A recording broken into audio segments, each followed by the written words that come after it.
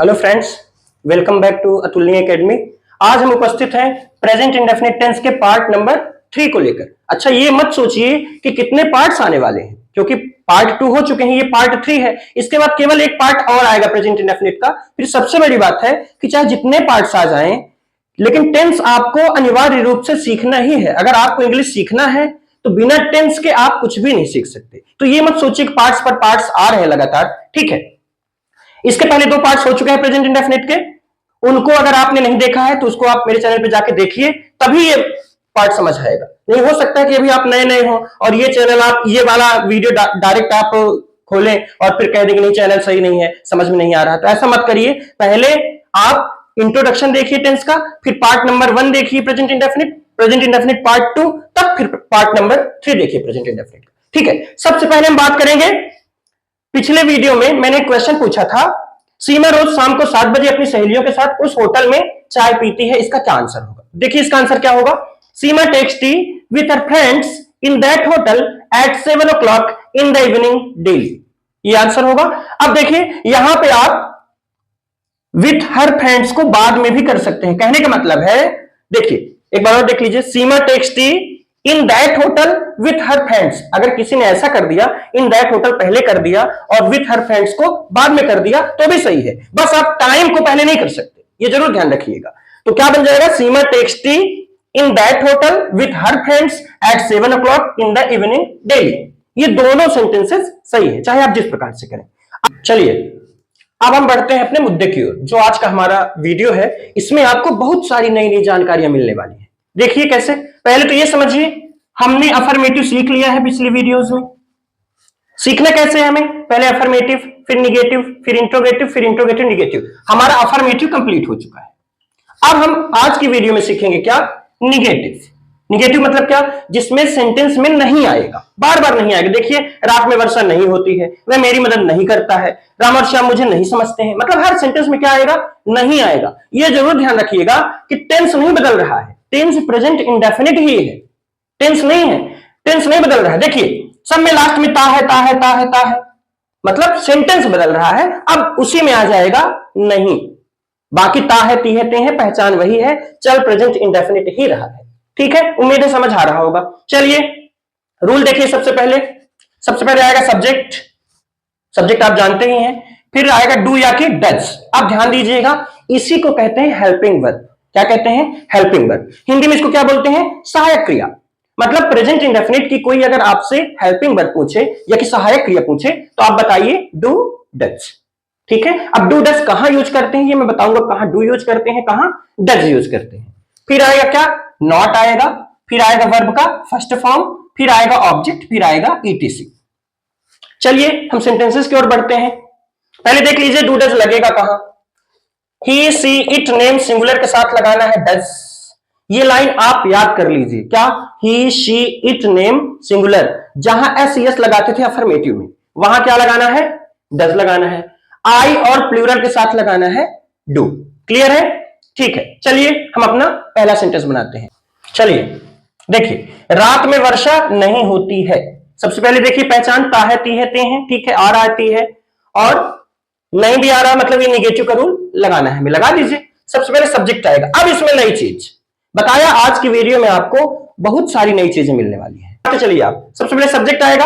अब वर्षा होना कभी भी आए, किसी भी टेंस में, वर्षा होती है, वर्षा हो रही है, वर्षा हो चुकी है, वर्षा हो चुकी थी, वर्षा हो रही होगी, कोई भी टेंस, पूरे टेंस में ध्यान रखिए, वर्षा होना के लिए सब्जेक्ट माना जाएगा क्या, इट।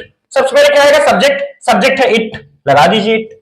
बारी किसकी आई, डू या कि डज। ठीक है, देखिए यहाँ पे ही शी इट नेम सिंगुलर के साथ क्या लगाना है, डज लगाना है।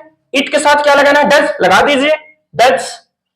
क्या बना देखिए, इट डज, बस रूल देखते चलना है। फिर बारी किसकी है, नॉट, लिख दीजिए नॉट। ठीक है, फिर बारी किसकी है, वर्ब का फर्स्ट फॉर्म। इसमें वर्ब क्या है, वर्षा होना, ये पूरा का पूरा वर्ब है, वर्षा होना। होना बस नहीं आप मानिएगा, ध्यान रखिएगा ये बात, क्या आप कह दीजिए होना वर्ब है, अब क्या होना वर्षा ऑब्जेक्ट है, ऐसा नहीं करना है।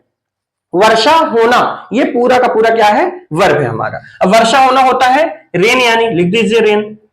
ठीक है, देखिए एक बार और, इट डज नॉट रेन। बारी किसकी, ऑब्जेक्ट, इसमें ऑब्जेक्ट नहीं है, क्या वर्षा होना, किसकी वर्षा होना, किसे वर्षा होना, तीनों प्रश्न फिट नहीं है। ठीक है, बात करते हैं किसकी, ईटीसी। ईटीसी क्या है, देखिए रात में। अब वही बात सुबह दोपहर शाम रात के लिए मैंने बताया था पिछली वीडियोस में, आप उनको जाके देख लीजिए कैसे लिखना है। तो रात में कैसे लिखा जाएगा, इन द नाइट। बन गया, ये क्या बना फाइनली हमारा, it does not rain in the night. Clear है, उम्मीद है समझ आ रहा होगा आपको। चलिए अगले सेंटेंस की ओर बढ़ते हैं। वह मेरी मदद नहीं करता है। क्या सेंटेंस है, वह मेरी मदद नहीं करता है। सबसे पहले क्या आएगा, सब्जेक्ट, बस नियम लगाते चलिए। सब्जेक्ट क्या है, ही, लिख दीजिए ही। ठीक है, बारी किसकी है, डू या की डज। ही के साथ क्या लगाना है, डज लगाना है। देखिए यहां पे ही के साथ डज लगाइए, डज। ही डज, बारी किसकी आई, नॉट, लगा दीजिए नॉट। ही डज नॉट, बारी किसकी है, वर्ब का फर्स्ट फॉर्म। इसमें वर्ब क्या है, मदद करना। मदद करना होता है हेल्प यानी, लिख दीजिए हेल्प। क्या बना देखिए, ही डज नॉट हेल्प। अब बारी किसकी है, ऑब्जेक्ट की। इसमें देखिए ऑब्जेक्ट क्या है, पहले वर्ब बताइए, मदद करना। ठीक है, किसकी मदद करना, उत्तर मिला मेरी, ये है क्या, ऑब्जेक्ट। अब ध्यान दीजिएगा थोड़ा सा, यहां पे आप माई यानी मेरी ना लिख दीजिए, क्योंकि बहुत सारे स्टूडेंट्स याद किए होंगे कि माई यानी मेरा होता है, माई यानी मेरी होता है, माई यानी मेरे होता है, लेकिन ऐसा नहीं करना है, यहां लगाना है मी, क्योंकि ऑब्जेक्टिव केस होता है मी। अब ये केस क्या है, ऑब्जेक्टिव केस क्या है, तो ये मैं एक सेपरेट वीडियो बनाऊंगा आपके लिए, जिसमें मैं पूरा केस बताऊंगा कि नॉमिनेटिव केस क्या है, ऑब्जेक्टिव क्या है, पॉजेसिव क्या है, सारी चीजें वो मिल जाएंगी आपको बाद में। फिलहाल के लिए ध्यान दीजिए आप, मेरी के लिए माई नहीं लिखना है मी। क्या बना, ही does not help me. Clear है, अब ईटीसी कुछ नहीं है। चलिए अब हम अपने अगले सेंटेंस की ओर बढ़ते हैं। क्या सेंटेंस, राम और श्याम मुझे नहीं समझते हैं। लगाइए सबसे पहले सब्जेक्ट। सब्जेक्ट क्या है इसमें, राम और श्याम, लिख दीजिए राम एंड श्याम, ये हुआ क्या, सब्जेक्ट। सब्जेक्ट हो गया, बारी किसकी है, डू या कि डज। अब यहां पे ध्यान दीजिए थोड़ा सा, राम एंड श्याम के साथ क्या लगाया जाए, डू या कि डज। अच्छा बहुत लोगों को लग रहा होगा नेम है, यहां पे देखिए ही शी इट नेम, नेम के साथ क्या लगाते हैं, डज। ऐसा नहीं करना है, प्लूरल तो है, नेम तो है, लेकिन ये वाला जो नेम है इसका मतलब है केवल एक नेम, मतलब ये कि राम बस होता, ये कि श्याम बस होता तो आप लगा देते डज, लेकिन राम एंड श्याम ये प्लूरल के अंतर्गत आ जाएगा। जब प्लूरल है सब्जेक्ट तो क्या लगाना पड़ेगा, डू, लगा दीजिए do.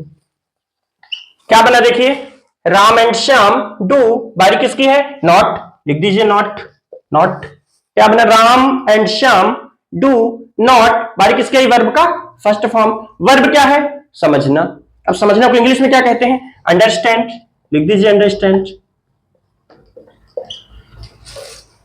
Ram and Shyam do not understand, बारी किसकी, ऑब्जेक्ट।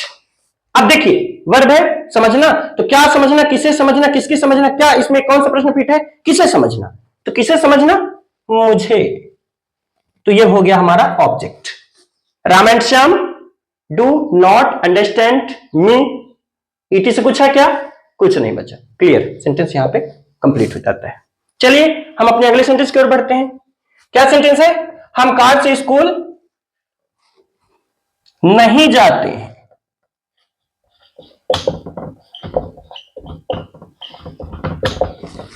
हम कार से स्कूल नहीं जाते हैं, सबसे पहले क्या आएगा, सब्जेक्ट आएगा। सब्जेक्ट क्या है, हमको इंग्लिश में कहेंगे वी, वी।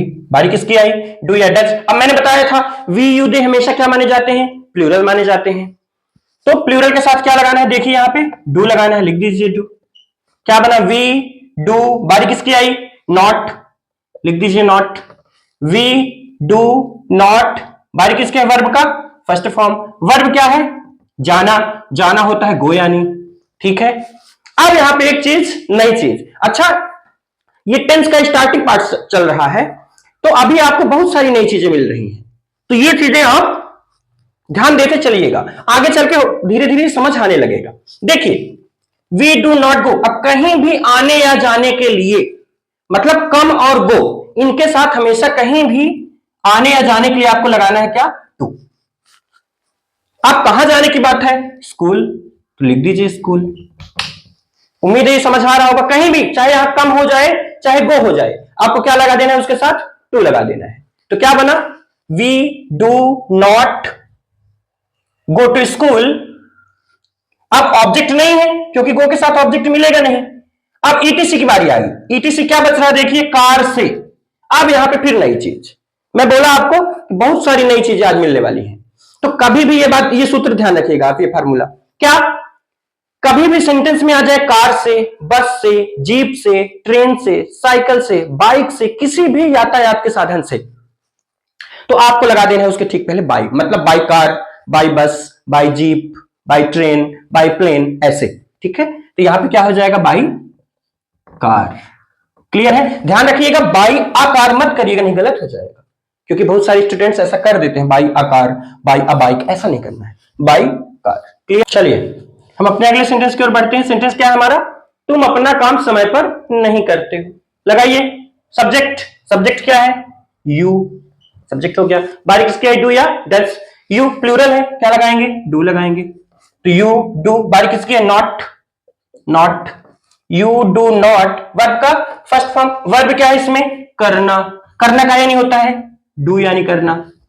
ठीक है, तो क्या बना, यू डू नॉट डू। बारी किसकी आई, ऑब्जेक्ट की। तो अब ऑब्जेक्ट वही क्या करना, उत्तर मिला अपना काम। ये पूरा का पूरा ऑब्जेक्ट है, ध्यान रखिएगा। काम बस नहीं है, अपना काम, ये पूरा ऑब्जेक्ट है। अब अपना के लिए क्या करेंगे, पिछली वीडियो में मैंने बताया था कि यू सब्जेक्ट है, तो क्या काहे यानी होगा अपना, योर यानी अपना। बारी किसकी आई, काम, तो योर वर्क। ये हमारा हो गया क्या, ऑब्जेक्ट हो गया। एक बार देखिए शुरू से, you do not do your work. बारी किसकी आई, ईटीसी। ईटीसी क्या बचा, समय पर। यही है क्या ईटीसी, हाँ यही है, इसके अलावा कुछ नहीं है। तो ईटीसी समय पर है। अब समय पर को अंग्रेजी में कैसे कहेंगे, तो आप चाहे इन टाइम लिख दीजिए, चाहे ऑन टाइम लिख दीजिए, दोनों सही है। तो क्या लिख दीजिए, ऑन टाइम। क्लियर है क्या। चलिए अब हम आज के अपने लास्ट सेंटेंस की ओर बढ़ जाते हैं। क्या सेंटेंस है, उसका भाई सोमवार को अपना काम नहीं करता है। चलिए सबसे पहले क्या आएगा, सब्जेक्ट आएगा। सब्जेक्ट क्या है, उसका भाई, यानी हिज यानी उसका, अब भाई यानी ब्रदर। तो क्या हुआ, उसका भाई, हिज ब्रदर, ये हुआ सब्जेक्ट। बारी किसकी आई, डू या कि डज।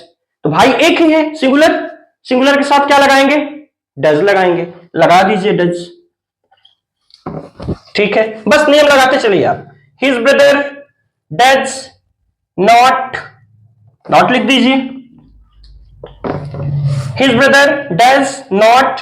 अब वर्ब का फर्स्ट फॉर्म, वर्ब क्या है, करना, करना होता है डू यानी। ठीक है, बारी किसकी आई, ऑब्जेक्ट। अब ऑब्जेक्ट क्या है, क्या करना, उत्तर मिला अपना काम, अपना काम। अब देखिए यहां पे हिज ब्रदर, कोई लड़का है, एक ही है, एक ही भाई है, हिज ब्रदर मतलब उसका भाई, एक भाई की बात हो रही है यहां पे। तो इसके लिए अपना को इंग्लिश में क्या कहेंगे, तो अपना किसी भी लड़के के लिए बोला था मैं कि हिज लगा दीजिए, हिज यानी अपना। और काम, काम को इंग्लिश में क्या कहते हैं, वर्क। ठीक है, ये हुआ हमारा ऑब्जेक्ट। शुरू से एक बार देख लीजिए, his brother does not do his work. बारी किसकी आई, ईटीसी।